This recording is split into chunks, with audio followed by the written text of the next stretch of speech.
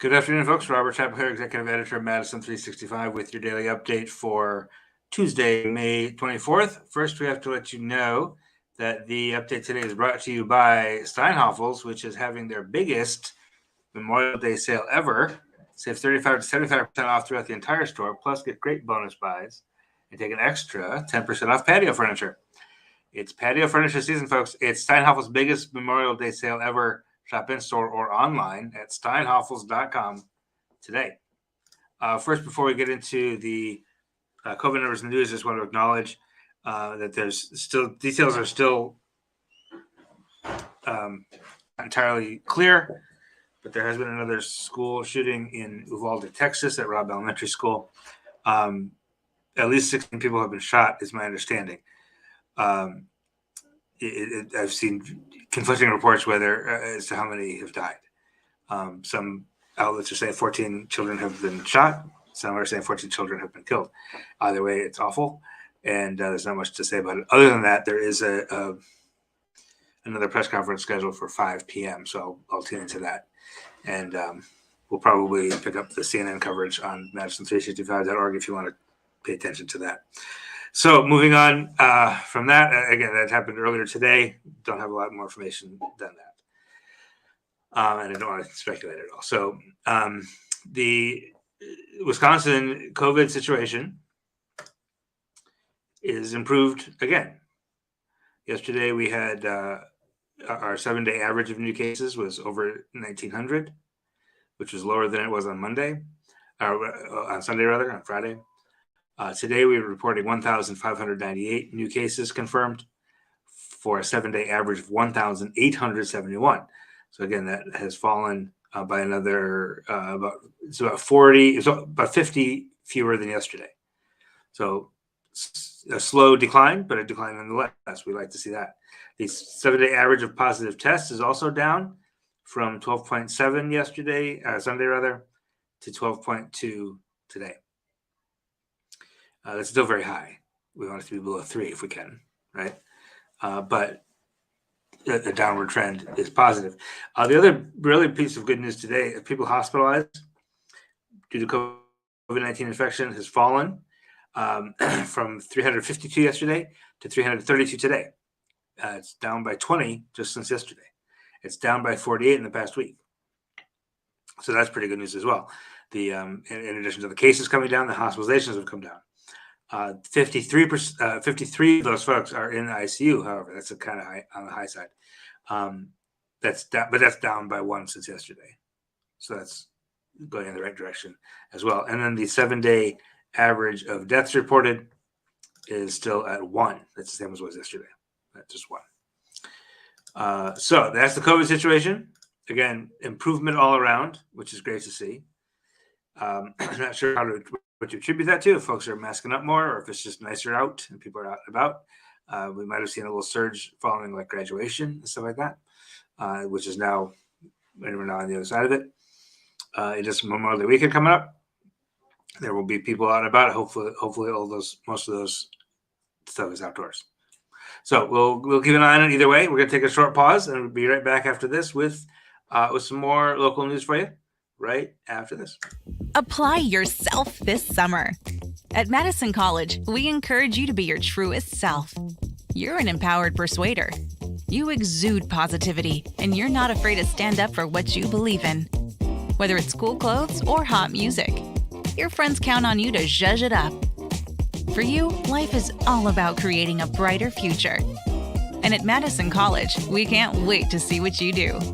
Apply yourself this summer.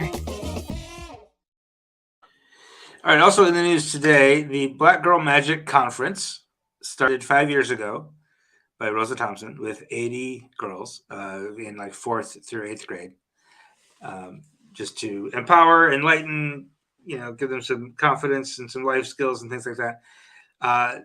It has been virtual the last 2 years for obvious reasons, and is returning this Thursday, day after tomorrow, at the Madison College Truax campus on the northeast side of Madison, with about 600 girls expected to attend. Big growth. It's the first time it's back in person, so there's a lot of excitement to be part of it. A couple of the speakers will include our former reporter of ours, Angelica Usry. You've heard that name, who is now a reporter at the Capital Times. She'll be there talking about the importance of representation in news media and who's telling your story, which is a very important thing and close to my heart, obviously. And Kyra Johnson, founder and executive director of the local dance company KLJ Movement, will be there to talk about a physical learning experience of hip hop dance, explain the history of hip hop and some choreography. Keena Atkinson will be there talking about courageous conflict resolution. And Dr. Christina Outlay from UW Whitewater will be there with a robotics session, which sounds like a lot of fun.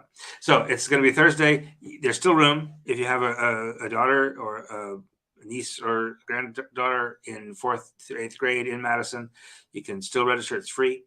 And with that many kids coming to one spot, they need volunteers. So if you want to help out, there's also a sign-up form on the website at Madison365.org today. Also, the Center for Black Excellence and Culture got another big commitment of support.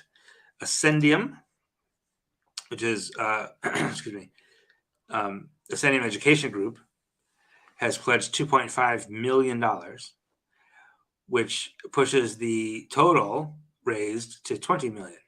They need to get about 36 to build the Center for Black Excellence and Culture, which is going to be on Madison's South Side to open in 2023, right next to Fountain of Life Church.